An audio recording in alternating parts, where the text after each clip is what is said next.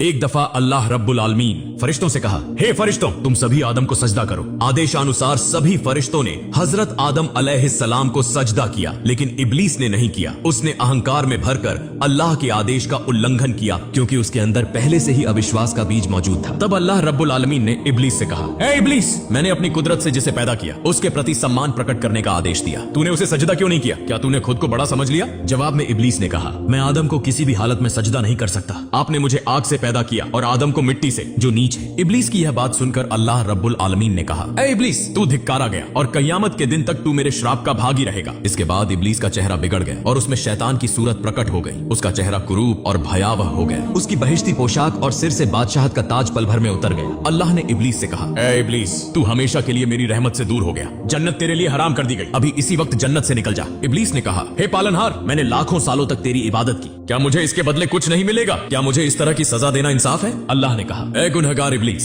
बता तू मुझसे क्या चाहता है? जन्नत को छोड़कर जो कुछ मांगेगा मैं तुझे दूंगा, क्योंकि मैं किसी प्रार्थना को ठुकराता नहीं। तब इब्लीस ने कहा, हे प्रभु, जब मुझे कभी जन्नत नसीब नहीं होगी तो मेरी एक प्रार्थना है कि कियामत तक मुझे हयात बख्श दे। अल्लाह ने कहा, जाओ, मैंने तुम्हें कियामत तक की जिंदगी दे दी। फिर इब्लीस ने कहा, हे प्रभु, मेरी दूसरी प्रार्थना यह है कि मुझे ऐसी शक्ति प्रदान करें कि मैं आपकी सभी मखलूक को देख सकूं, लेकिन आदम और उनकी औलाद मुझे न देख सके। मैं उनके जिस्म में रग रग में घूम सकूं और जब चाहूं अपनी सूरत बदल सकूं। अल्लाह ने कहा, जाओ, तुम्हारी यह प्रार्थना भी मंजूर हुई। पापी इब्लीस ने इतनी शक्ति पाकर कहा, हे प्रभु, यह जान लो कि आदम के कारण मेरी जिंदगी भर की इबादत बेकार हो गई। मैं हमेशा के लिए तेरा धिक्कारा हुआ और श्रापित बन गया। मैं आदम और उनकी संतान से बदला लिए बिना नहीं रहूंगा। मैं यह प्रण करता हूं कि आदम की औलाद को हर युग में भटकाऊंगा और उन्हें अपने साथ जहन्नम का वासी बनाऊंगा। अल्लाह रब्बुल आलमीन ने कहा, ए गुनहगार इब्लीस, जो मेरे आदेश का पालन करेंगे और सत्य पर डटे रहेंगे उन्हें तुम कभी भी पथभ्रष्ट नहीं कर सकोगे, लेकिन जो मेरी आज्ञा का त्याग कर तुम्हारा अनुसरण करेंगे और नफ्स ए अम्मारा की गुलामी करेंगे, मैं उन्हें तुम्हारे साथ जहन्नम में डालूंगा और मैं जहन्नम को भर दूंगा। इसके बाद अल्लाह के आदेश पर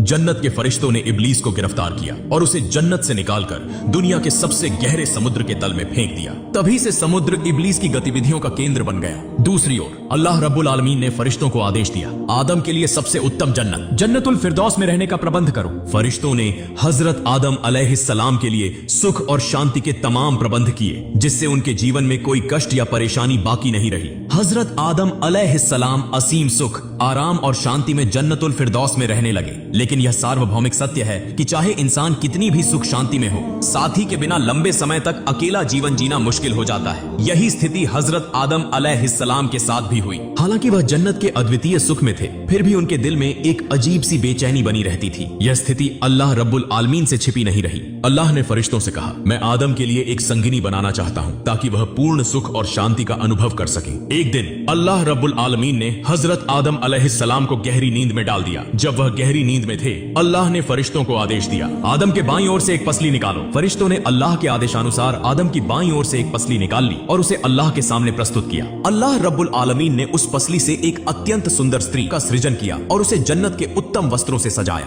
इस परम सुंदर स्त्री का नाम हव्वा रखा गया। उनका यह नाम इसलिए रखा गया क्योंकि अल्लाह ने उन्हें एक जीवित व्यक्ति की पसली से पैदा किया था। इसके बाद बीबी हव्वा अलैहिस्सलाम को आदम अलैहिस्सलाम के पास बिठा दिया गया। अल्लाह रब्बुल आलमीन ने हजरत आदम अलैहिस्सलाम को जगाया। जब वह जागे तो उन्होंने अपने पास एक अत्यंत सुंदर स्त्री को बैठा पाया। हजरत आदम अलैहिस्सलाम के मन में सवाल उठा, यह सुंदर स्त्री कौन है? ऐसी सुंदरता तो मैंने पहले कभी नहीं देखी। अल्लाह रब्बुल आलमीन ने कहा, हे आदम, मैंने तुम्हारी बेचैनी को दूर करने के लिए तुम्हारे लिए एक संगिनी बनाई है। यह स्त्री तुम्हारे जीवन की हम सफर होगी और सुख दुख में तुम्हारी सहभागी बनेगी। अल्लाह ने स्वाभाविक रूप से पुरुषों के दिल में महिलाओं के प्रति आकर्षण पैदा किया। यही कारण था कि हजरत आदम अलैहिस्सलाम बीबी हव्वा अलैहिस्सलाम के प्रति आकृष्ट हो गए। उन्होंने अपने हाथ बढ़ाकर बीबी हव्वा को छूने की कोशिश की। तुरंत ही अल्लाह की ओर से चेतावनी आई, हे आदम, विवाह से पहले हव्वा को छूने से परहेज करो, यह तुम्हारे लिए जायज नहीं है। अल्लाह की यह बात सुनकर हजरत आदम अलैहिस्सलाम ने कहा, हे मेरे पालनहार, फिर आप हमारा विवाह करवा दीजिए। फिर स्वयं अल्लाह रब्बुल आलमीन ने हजरत आदम अलैहिस्सलाम और बीबी हव्वा अलैहिस्सलाम का विवाह संपन्न करवाया। इस विवाह के अवसर पर सातों धरती और सातों आसमान के समस्त फरिश्ते इकट्ठा हुए और खुशी मनाने लगे। विवाह की खुतबा स्वयं अल्लाह रब्बुल आलमीन ने पेश की। इस खुतबा में उन्होंने अपनी महान शक्ति, असीम कुदरत और सृष्टि के रहस्य का उल्लेख किया। साथ ही उन्होंने हजरत मोहम्मद सल्लल्लाहु अलैहि वसल्लम की बयानी की, जो सृष्टि का मूल कारण और सबसे ऊंचे दर्जे के नबी, अल्लाह के अंतिम पैगंबर हैं। हजरत आदम और बीबी हव्वा अलैहिस्सलाम का विवाह संपन्न होते ही आदम अलैहिस्सलाम बीबी हव्वा अलैहिस्सलाम के प्रति अत्यंत आकर्षित हो गए। उन्होंने फिर से बीबी हव्वा अलैहिस्सलाम को छूने की कोशिश की। तभी अल्लाह रब्बुल आलमीन की ओर से आवाज आई, हे आदम, पहले तुम महर अदा करो। महर अदा करने से पहले वह तुम्हारे लिए जायज और हलाल नहीं होंगी। यह सुनकर आदम अलैहिस्सलाम ने कहा, हे मेरे पालनहार, इस पूरे विश्व के हर चीज के मालिक तो आप हैं। सब कुछ आपकी मिल्कियत में है। मेरे पास कोई संपत्ति नहीं है। मैं उनका महर कैसे अदा करूंगा? अल्लाह रब्बुल आलमीन ने फरमाया, हे आदम, तुम मेरे हबीब सल्लल्लाहु अलैहि वसल्लम के प्रति 10 बार दुरूद शरीफ पढ़ो और उनके ऊपर इनायत करो। यह तुम्हारे लिए महर की अदायगी हो जाएगी। अल्लाह रब्बुल आलमीन की इस बात को सुनकर आदम अलैहिस्सलाम के दिल में यह सवाल पैदा हुआ कि जिस शख्स के लिए मुझे दुरूद शरीफ पढ़ने का हुक्म दिया गया है वह कौन है? क्या वह मेरे वंशजों में से होंगे या किसी और कौम से संबंधित होंगे? यह सोच उनके दिल में गहराई तक बैठ गई और उनके दिल में उस महान शख्स को देखने की तीव्र इच्छा पैदा हुई। उन्होंने अल्लाह रब्बुल आलमीन से प्रार्थना की, हे अल्लाह, मैं आपके उस महान बंदे को देखना चाहता हूँ जिसके लिए आपने मुझे दुरूद शरीफ पढ़ने का हुक्म दिया है। अल्लाह रब्बुल आलमीन ने जवाब दिया, हे आदम, तुम अपनी अंगुली के नाखून पर नजर डालो, उसमें तुम मेरे हबीब मोहम्मद सल्लल्लाहु अलैहि वसल्लम का चेहरा देखोगे। यह सुनकर आदम अलैहिस्सलाम ने अपनी अंगुली के नाखून पर नजर डाली और उसमें हजरत मोहम्मद सल्लल्लाहु अलैहि वसल्लम का पवित्र चेहरा देख लिया। उन्हें देखते ही आदम अलैहिस्सलाम के दिल में उनके प्रति अपार मोहब्बत और प्रेम जाग उठा। उन्होंने तुरंत उनके लिए 10 बार दुरूद शरीफ पढ़ा। तब अल्लाह रब्बुल आलमीन ने फरमाया, हे आदम, जिस सच्चे इरादे और श्रद्धा से तुमने मेरे हबीब के लिए दुरूद शरीफ पढ़ा उसके बदले में मैंने तुम्हारे लिए बीबी हव्वा अलैहिस्सलाम को हलाल कर दिया और तुम्हारी प्रतिष्ठा और महानता को कई गुना बढ़ा दिया। जाओ, तुम और तुम्हारी पत्नी जन्नत में रहो और जो चाहो खाओ। मैंने जन्नत की हर चीज तुम्हारे लिए हलाल कर दी है। इसके बाद अल्लाह रब्बुल आलमीन ने जन्नत के एक पेड़ की ओर इशारा करते हुए कहा, हे आदम, तुम और तुम्हारी पत्नी जन्नत में रहो और अपनी मर्जी से जो चाहो खाओ, लेकिन इस विशेष वृक्ष के पास मत जाना। यदि तुम इस पेड़ के पास गए तो तुम अत्याचारियों में से हो जाओगे। हजरत आदम अलैहिस्सलाम ने उत्तर दिया, हे मेरे पालनहार, हम पूरी तरह से आपकी आज्ञा का पालन करेंगे। आपकी असीम कृपा से हमें जन्नत के अनगिनत उपहार मिले हैं और यहाँ हमें इतनी सुख शांति नसीब हुई है। उस एक पेड़ का फल न खाकर हमें क्या हानि होगी और हम क्यों आपकी आज्ञा का उल्लंघन करेंगे? इसमें हमारा क्या लाभ हो सकता है? अल्लाह ताला ने फरमाया, हे आदम, यदि तुम उस वृक्ष का फल न खाओ तो तुम्हें कोई नुकसान नहीं होगा, लेकिन अगर तुम उसका फल खा लेते हो तो तुम ऐसे नुकसान का सामना करोगे जिसे किसी भी चीज से पूरा नहीं किया जा सकेगा। अल्लाह ताला के आदेश का पालन करते हुए हजरत आदम अलैहिस्सलाम और बीबी हव्वा अलैहिस्सलाम जन्नत में सुख शांति से रहने लगे। लेकिन उनका यह सुखमय जीवन देखकर इब्लीस जल भुनकर राख हो गया। उसके दिल में हमेशा आदम अलैहिस्सलाम के प्रति ईर्ष्या रहती थी। इसी कारण उसने उनकी हानि पहुंचाने की कसम खा रखी थी। इब्लीस हमेशा इस योजना में लगा रहता कि कैसे वह जल्दी से जल्दी उन्हें जन्नत से बाहर निकलवा सके। हालांकि इब्लीस को जन्नत से निकाल दिया गया था, फिर भी वह 7वें आसमान तक स्वतंत्र रूप से घूम सकता था। इसी स्वतंत्रता का लाभ उठाते हुए वह 7वें आसमान को पार करके जन्नत के दरवाजे तक पहुंच जाता और बार बार वहां आ जा रहा था। इब्लीस को जन्नत के अंदर प्रवेश करने की अनुमति नहीं थी, इसलिए उसने यह सोच रखा था कि यदि वह बाहर से ही हजरत आदम अलैहिस्सलाम और बीबी हव्वा अलैहिस्सलाम को देख सके तो उन्हें झूठे प्रलोभन देकर बहकाना मुश्किल नहीं होगा। इसी उम्मीद में इब्लीस जन्नत के दरवाजे पर बैठ गया और कई दिनों तक वहीं डटा रहा। कई दिनों के बाद जन्नत के दरवाजे के पास उसने एक मोर को देखा। मोर ने इब्लीस से पूछा, हे जनाब, तुम कौन हो और यहाँ क्यों हो? इब्लीस ने जवाब दिया, मैं अल्लाह का एक फरिश्ता हूँ और सिर्फ अल्लाह की इबादत करना ही मेरा काम है। मैंने सुना है कि अल्लाह रब्बुल आलमीन ने अपने नेक बंदों के लिए जन्नत नामक यह खूबसूरत स्थान बनाया है। इसका सौंदर्य और नेमतें इतनी अद्भुत हैं कि बिना देखे उनकी कल्पना भी नहीं की जा सकती। मैं लंबे समय से जन्नत के अंदर की झलक देखने के लिए यहाँ बैठा हूँ। क्या तुम मेरी यह ख्वाहिश पूरी कर सकते हो? मोर ने उत्तर दिया, नहीं जनाब, मेरे लिए यह संभव नहीं है। बाहर से किसी को जन्नत के अंदर प्रवेश कराना पूरी तरह से मना है। मेरे पास ऐसी कोई शक्ति नहीं है कि मैं तुम्हें अंदर ले जा सकूं। इब्लीस ने बहुत विनती की और कहा, हे दयालु जन्नतवासी, मुझे बस एक बार जन्नत के अंदर ले चलो। मोर ने उसकी बात मानने से इनकार कर दिया। तब इब्लीस ने चालाकी से अपनी योजना को अमल में लाने की कोशिश की। उसने मोर से कहा, मोर, अगर तुम मेरी यह ख्वाहिश पूरी कर दोगे तो मैं तुम्हें 3 ऐसी दुआएं सिखाऊंगा जिनसे तुम 3 अनमोल चीजें हासिल कर सकोगे। पहली, तुम कभी बूढ़े नहीं होगे। दूसरी, तुम अमर हो जाओगे और तुम्हारी कभी मृत्यु नहीं होगी। और तीसरी, तुम हमेशा के लिए जन्नत में रह सकोगे और तुम्हें कभी यहाँ से निकाला नहीं जाएगा। मोर इब्लीस द्वारा बताए गए 3 अनमोल वरदानों के लालच में आ गया, लेकिन फिर भी अकेले इब्लीस को जन्नत के अंदर प्रवेश कराने का साहस नहीं जुटा सका। उसने कहा, देखो मित्र, मैं तुम्हें जन्नत में प्रवेश कराना चाहता हूँ, लेकिन मेरे पास यह शक्ति नहीं है, परंतु मेरा एक साथी है जो शायद तुम्हारी यह इच्छा पूरी कर सकता है। तुम यहीं प्रतीक्षा करो, मैं उससे बात करता हूँ और देखता हूँ कि वह इसके लिए तैयार होता है या नहीं। इसके बाद मोर सर्प के पास पहुंचा और कहा, मित्र, जन्नत के दरवाजे पर एक फरिश्ता बैठा है जिसे केवल एक बार जन्नत के अंदर झांकने की बहुत तीव्र इच्छा है। उसने मुझसे बहुत विनती की, यदि तुम दया करके उसकी यह इच्छा पूरी करने में मदद कर दो तो वह हमें 3 ऐसी दुआएं सिखाएगा जिनसे हम 3 अमूल्य और दुर्लभ चीजें प्राप्त कर सकते हैं। मोर ने इब्लीस के वादे दे। और उन 3 चीजों के बारे में सर्प को विस्तार से बताया। यह सुनकर सर्प भी लालच में आ गया और उसने जन्नत के दरवाजे पर जाकर इब्लीस से कहा, हे मित्र, तुम जन्नत में प्रवेश करना चाहते हो और इसके बदले हमें 3 अमूल्य दुआएं सिखाओगे। यदि यह सच है तो पहले वह दुआएं सिखाओ, फिर मैं तुम्हें जन्नत के अंदर ले जाने की व्यवस्था करूंगा। इब्लीस ने कहा, मैं कसम खाकर कहता हूँ, यदि तुम मुझे जन्नत के अंदर ले जाओगे तो मैं तुम्हें वह तीनों दुआएं सिखा दूंगा। मैं तुम्हें धोखा नहीं दूंगा। पहले मुझे जन्नत के अद्भुत सौंदर्य को देखने दो, उसके बाद मैं तुम्हें वह दुआएं सिखाऊंगा। मुझ पर संदेह मत करो, सर्प ने उत्तर दिया। बाहर से किसी को जन्नत के अंदर ले जाने की अनुमति नहीं है, लेकिन यदि तुम्हें वास्तव में जन्नत देखने की तीव्र इच्छा है तो यह काम गुप्त रूप से और सावधानी से करना होगा। यदि यह बात खुल गई तो मेरी खैर नहीं, मुझे कठोर सजा मिलेगी। इसलिए एक काम करो, मैं अपना मुंह खोलता हूँ, तुम मेरे मुंह के अंदर प्रवेश कर जाओ और वहीं छुपकर बैठ जाओ। सर्प ने मुंह खोला और इब्लीस उसके मुंह के अंदर छुपकर बैठ गया। इसके बाद मोर और सर्प ने मिलकर इब्लीस को जन्नत के अंदर गंधम वृक्ष के पास पहुंचा दिया। जन्नत में पहुंचने के बाद इब्लीस सर्प के मुंह से बाहर निकला और फरिश्ते का रूप धारण कर लिया। वह बड़ी करुणा के साथ रोने लगा। मोर और सर्प अपने कार्य को पूरा कर वहां से दूर चले गए, लेकिन उनके मन में डर था कि यदि उनका यह कार्य किसी को पता चल गया तो उन्हें कठोर दंड मिलेगा। इब्लीस की करुणा भरी आवाज सुनकर जन्नत की सभी हूरें और यहाँ तक कि बीबी हव्वा अलैहिस्सलाम भी वहां पहुंच गई। उन्होंने इब्लीस से पूछा, हे अल्लाह के बंदे, तुम क्यों रो रहे हो? इब्लीस ने उत्तर दिया, मैं तुम दोनों के भविष्य के बारे में सोचकर रो रहा हूँ। अल्लाह ताला जल्द ही तुम्हें और तुम्हारे पति हजरत आदम अलैहिस्सलाम को जन्नत से निकालकर धरती पर भेज देंगे, जो एक नीरस और अशांतिपूर्ण स्थान है। यह बात अर्श आजीम पर लिखी गई है। उसने आगे कहा, धरती पर जाना एक प्रकार की सजा है। वहां भूख,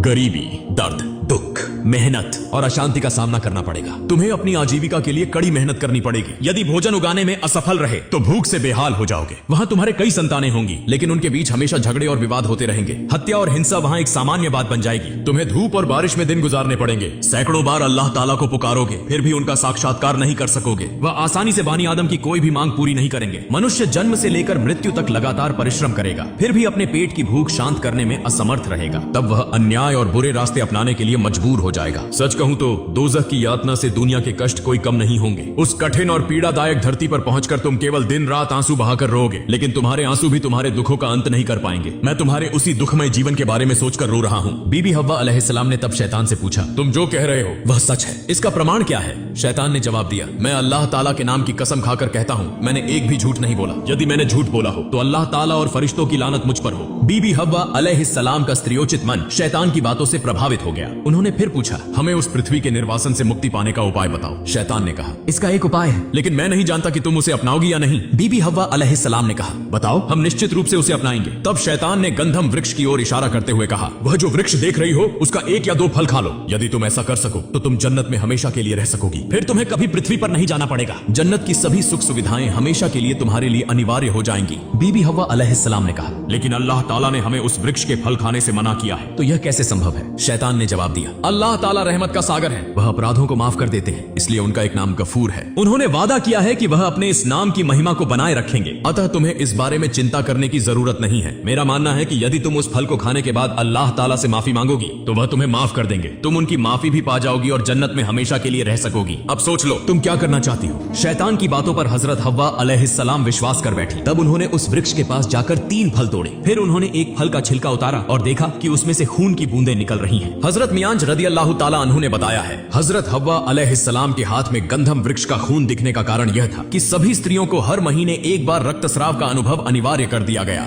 इसके बाद हजरत हव्वा अलैहिस्सलाम वह फल लेकर हजरत आदम अलैहिस्सलाम के पास पहुंची। हजरत आदम अलैहिस्सलाम ने उनसे पूछा, तुम इतनी मलिन क्यों दिख रही हो और तुम्हारे शरीर से वह सुगंध कहां गई? हजरत हव्वा अलैहिस्सलाम ने कहा, मैं एक गंभीर समाचार लेकर आई हूँ। हजरत आदम अलैहिस्सलाम ने पूछा, वह क्या है? हजरत हव्वा अलैहिस्सलाम ने कहा, अल्लाह ताला हमें हमेशा के लिए जन्नत से निकालकर पृथ्वी नामक एक स्थान पर निर्वासित करने वाले हैं, लेकिन मैंने पृथ्वी पर न जाकर जन्नत में हमेशा रहने का एक उपाय ढूंढ लिया है। यह उपाय एक फरिश्ते ने मुझे बताया है। उसने मुझे पृथ्वी के कठिन जीवन के बारे में विस्तार से बताया। जब मैंने उससे इसका समाधान पूछा तो उसने मुझे यह फल दिखाया और कहा, यदि तुम इसे खा सको तो हमेशा के लिए जन्नत में रह सकोगी। हजरत आदम अलैहिस्सलाम ने हजरत हव्वा अलैहिस्सलाम की बात सुनकर कहा, क्या यह वही निषिद्ध वृक्ष का फल है जिसे खाने से अल्लाह ताला ने हमें बार बार मना किया था? हजरत हव्वा अलैहिस्सलाम ने कहा, जी हाँ, यह वही वृक्ष का फल है। तब हजरत आदम अलैहिस्सलाम ने उत्तर दिया, मैं कभी भी अल्लाह रब्बुल आलमीन के आदेश की अवहेलना करके इस फल को नहीं खा सकता। तुम इस विषय पर मुझसे दोबारा बात मत करना, यहाँ से चली जाओ। इसके बाद हजरत आदम अलैहिस्सलाम ने अल्लाह ताला के आदेश की अवहेलना से डरते हुए अपने सिंहासन को वहाँ से दूर जाने का निर्देश दिया। सिंहासन हजारों मील का फासला तय करके कहीं दूर चला गया, लेकिन बीबी हव्वा अलैहिस्सलाम उनके पीछे पीछे वहाँ पहुँच गई। फिर हजरत आदम अलैहिस्सलाम ने कहा, हे बीबी हव्वा, अल्लाह ताला के आदेश से डरो।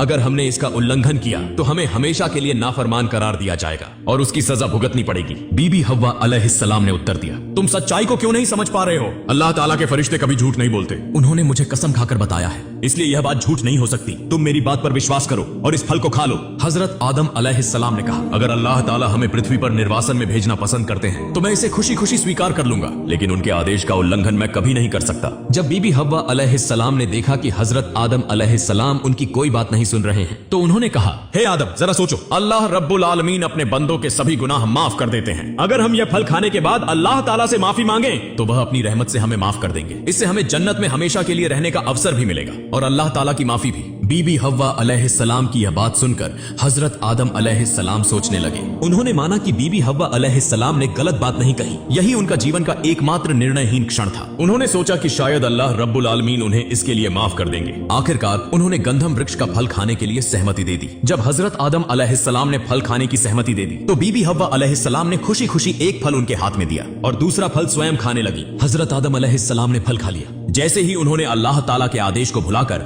शैतान के बहकावे में आकर फल खा लिया, उनके सिर से जन्नत का ताज गिर गया। हजरत आदम अलैहिस्सलाम ने देखा कि उनका शरीर निर्वस्त्र हो गया है। वह आश्चर्य से बीबी हव्वा अलैहिस्सलाम की ओर देखने लगे और देखा कि उनका शरीर भी निर्वस्त्र हो गया है। इसके बाद दोनों ने अपने हाथों से अपने शर्मगाहों को ढकने का प्रयास किया। तभी अल्लाह रब्बुल आलमीन की ओर से आवाज आई, हे आदम और बीबी हव्वा, क्या मैंने तुम्हें गंधम वृक्ष के पास जाने से मना नहीं किया था? क्या मैंने तुम्हें यह चेतावनी नहीं दी थी कि शैतान तुम्हारा खुला दुश्मन है? तुमने मेरे आदेश की अवहेलना की और शैतान के प्रलोभन में आकर फल खा लिया। अब तुम पवित्र जन्नत में रहने के योग्य नहीं रहे, तुमने जन्नत में बसने की योग्यता खो दी। गंधम फल खाने के बाद जब हजरत आदम अलैहिस्सलाम और बीबी हव्वा अलैहिस्सलाम ने अपने वस्त्र खो दिए और निर्वस्त्र हो गए तो उन्होंने अपने शर्मगाहों को ढकने के लिए अन्य वस्त्र खोजने की कोशिश की, लेकिन जब उन्हें कुछ नहीं मिला तो उन्होंने पेड़ों की पत्तियों से अपने अंगों को ढकने का प्रयास किया। वे एक एक कर विभिन्न पेड़ों के पास गए और उनसे पत्तियां मांगी, लेकिन कोई भी पेड़ उन्हें पत्तियां देने के लिए तैयार नहीं हुआ। अंततः उन्होंने अंजीर और चंदन के वृक्षों से पत्तियां मांगी। इन पेड़ों ने उनकी इस संकट की घड़ी में मदद की। उन्होंने अपनी शाखाओं से पत्तियां तोड़ने की अनुमति दे दी।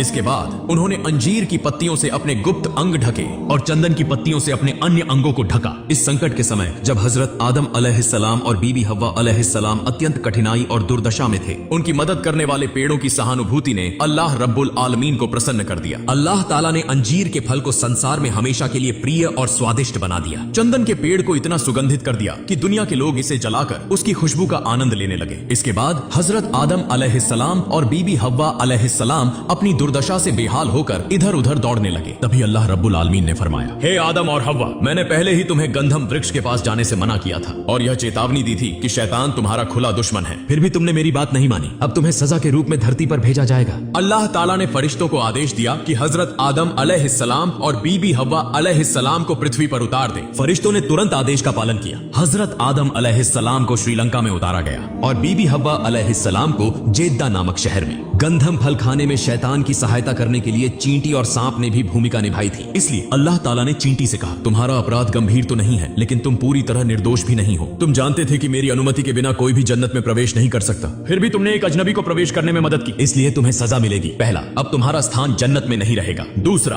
तुम्हारा अनुपम सौंदर्य नष्ट कर दिया जाएगा। तीसरा, तुम्हारे पैरों की सुंदरता को नष्ट करके उन्हें कुरूप बना दिया जाएगा। इसके बाद फरिश्तों ने अल्लाह ताला के आदेश पर चींटी को जन्नत से निकालकर पृथ्वी पर उतार दिया। फिर अल्लाह ताला ने सांप को संबोधित किया, हे सांप, मैंने तुम्हें अपनी सृष्टि में सबसे सुंदर बनाया था और जन्नत में रखा था, लेकिन तुमने मेरी आज्ञा का उल्लंघन किया। तुमने एक अजनबी को जन्नत में प्रवेश करने में मदद की। अब तुम्हें सजा मिलेगी। पहला, तुम्हें जन्नत से निकाल दिया जाएगा। दूसरा, तुम्हारी सुंदरता नष्ट कर दी जाएगी और तुम्हें कुरूप बना दिया जाएगा। तीसरा, तुम्हारे पैर मिटा दिए जाएंगे और तुम बिना पैरों के रेंग कर चलोगे। चौथा, तुम्हारे मुंह की खुशबू को बदलकर उसमें जहरीला विष भर दिया जाएगा। अब इंसान तुम्हें देखकर तुम्हें मारने की कोशिश करेगा। इसके बाद फरिश्तों ने सांप को भी जन्नत से निकालकर पृथ्वी पर उतार दिया। अंत में अल्लाह ताला ने शैतान से कहा, हे शैतान, मेरी आज्ञा का उल्लंघन करने के कारण मैंने तुम्हें पहले ही जन्नत से निकाल दिया था। अब तुमने मेरी अनुमति के बिना दोबारा जन्नत में प्रवेश किया और हजरत आदम अलैहिस्सलाम और बीबी हव्वा अलैहिस्सलाम को बहकाया। इसके लिए तुम पर कयामत तक मेरी लानत बरसती रहेगी। आज से आसमान के सभी दरवाजे तुम्हारे लिए बंद कर दिए जाएंगे। इसके बाद फरिश्तों ने शैतान को जन्नत से निकालकर धरती पर उतार दिया। जब हजरत आदम अलैहिस्सलाम श्रीलंका में और बीबी हव्वा अलैहिस्सलाम जेद्दा में उतरे तो उन्होंने अपने चारों ओर अंधकार और वीराना देखा। वे अनजान धरती पर अकेले थे और उनकी पीड़ा बढ़ गई। वे एक दूसरे को खोजते हुए 300 वर्षों तक लगातार रोते रहे। इस दौरान हजरत आदम अलैहिस्सलाम सिरंद्वीप में और बीबी हव्वा अलैहिस्सलाम जेद्दा में बैठे बैठे रोते रहे। इसके बाद एक दिन अल्लाह रब्बुल आलमीन ने अपने इस दुखी बंदे की ओर ध्यान दिया। उन्होंने हजरत जिब्राइल अलैहिस्सलाम को आदेश दिया, हे जिब्राइल, तुम आदम के पास जाओ और कहो कि वे मक्का शरीफ में हज करने के लिए रवाना हो जाएं। अल्लाह का आदेश पाकर हजरत आदम अलैहिस्सलाम तुरंत मक्का की ओर चल पड़े। मुफस्सिरों ने कहा है कि जब हजरत आदम अलैहिस्सलाम सिरंद्वीप श्रीलंका से मक्का के लिए रवाना हुए तो अल्लाह ताला ने सिरंद्वीप और मक्का के बीच की दूरी इतनी घटा दी कि सिर्फ 30 कदम चलने के बाद हजरत आदम अलैहिस्सलाम मक्का शरीफ पहुंच गए। मक्का शरीफ पहुंचकर हजरत आदम अलैहिस्सलाम अराफात के जाबल रहमत नामक स्थान पर गए और बैठ गए। वहां वे शारीरिक और मानसिक थकावट से अत्यंत दुर्बल हो गए। अराफात के उस स्थान पर बैठकर हजरत आदम अलैहिस्सलाम ने अल्लाह रब्बुल आलमीन की बारगाह में दुआ की, हे मेरे मालिक, मेरी और मेरी पत्नी की गलतियों को माफ कर दीजिए। मैं नहीं जानता कि बीबी हव्वा अलैहिस्सलाम कहां और किस हाल में हैं। शायद उन्हें भी यह नहीं पता कि मैं कहां हूं और किस हाल में हूं। हे मालिक, हम दोनों पर दया कीजिए, हमारी गलतियों को माफ कर दीजिए और हमें फिर से मिला दीजिए। हजरत आदम अलैहिस्सलाम की इस दुआ का कुछ असर हुआ। उन्होंने आसमान की ओर देखा और अल्लाह ताला की कृपा से उनके इंसानी नेत्रों का पर्दा हट गया। अब हजरत आदम अलैहिस्सलाम ने अल्लाह रब्बुल आलमीन के अर्शे ए मुअल्ला का अद्भुत दृश्य देखा। उन्होंने देखा कि अर्श पर लिखा हुआ था, ला इलाहा इल्लल्लाह मुहम्मदुर रसूलुल्लाह। इस कलमा को देखकर उन्हें वह पुरानी यादें ताजा हो गईं जब अल्लाह ताला ने उन्हें पैदा किया था। पैदा होने के बाद उन्होंने अर्श पर यही कलमा लिखा हुआ देखा था। इसके बाद हजरत आदम अलैहिस्सलाम ने अल्लाह रब्बुल आलमीन की बारगाह में हाथ उठाए और इस कलमा के वसीले से दुआ की, हे मेरे महान पालनहार, अपने प्यारे हबीब मोहम्मद सल्लल्लाहु अलैहि वसल्लम की बरकत से हमारे गुनाहों को माफ कर दीजिए। जब हजरत आदम अलैहिस्सलाम ने रसूल अकरम सल्लल्लाहु अलैहि वसल्लम के वसीले से दुआ की तो अल्लाह रब्बुल आलमीन की रहमत का सागर उमड़ पड़ा। अल्लाह ताला ने उनकी दुआ कबूल कर ली, उनके और बीबी हव्वा अलैहिस्सलाम के गुनाह माफ कर दिए और उन्हें पूरी तरह निर्दोष बना दिया। इसके बाद अल्लाह ताला ने जिब्राइल अलैहिस्सलाम के जरिए हजरत आदम अलैहिस्सलाम को यह खबर दी। जिब्राइल अलैहिस्सलाम ने कहा, हे आदम, आपने अपनी दुआ में मोहम्मद सल्लल्लाहु अलैहि वसल्लम का वसीला दिया। इसी कारण अल्लाह ताला ने आपकी दुआ कबूल कर ली और आपकी पत्नी के गुनाह भी माफ कर दिए। अगर आपने यह दुआ जन्नत में गुनाह करने के बाद की होती तो अल्लाह ताला वहीं आपके गुनाह माफ कर देते और आपको धरती पर नहीं आना पड़ता। हजरत आदम अलैहिस्सलाम ने कहा, हे जिब्राइल, इतने दिनों तक मैं इस कलमा को भूल चुका था, लेकिन आज अचानक अल्लाह ताला की मेहरबानी से मुझे यह कलमा याद आ गया और मैंने इस वसीले से अल्लाह ताला से दुआ की। जब यह बातचीत चल रही थी तभी हजरत आदम अलैहिस्सलाम की नजर दूर एक स्थान पर पड़ी। उन्होंने देखा कि जेद्दा की ओर से बीबी हव्वा अलैहिस्सलाम धीरे धीरे उनकी ओर आ रही हैं। यह दृश्य देखकर हजरत आदम अलैहिस्सलाम खुद को रोक नहीं सके। वे तेजी से दौड़कर बीबी हव्वा